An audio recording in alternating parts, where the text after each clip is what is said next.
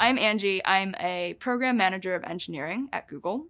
I truly believe that cleaning data is the heart and soul of data. It's how you get to know your data, its quirks, its flaws, its mysteries. I love a good mystery. I remember one time I found somebody had purchased, I think it was $1 million worth of chicken sandwiches in one transaction. And this mystery drove me nuts. I had all these questions. Could this have really happened? Maybe it was a really big birthday party. How did they make $1 million worth of chicken sandwiches? And I, was cleaning my data and trying to figure out where did it go wrong. And we ended up finding out that we had been squaring and multiplying all of our transactions for a very specific case.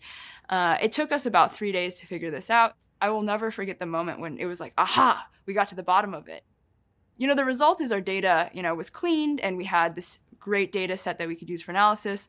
But what I loved was just the mystery of it, and getting to know all these weird intricacies about my data set. And it felt like a superpower almost. Like I was a detective and I'd gone in there and I'd really solved something. So I love cleaning data.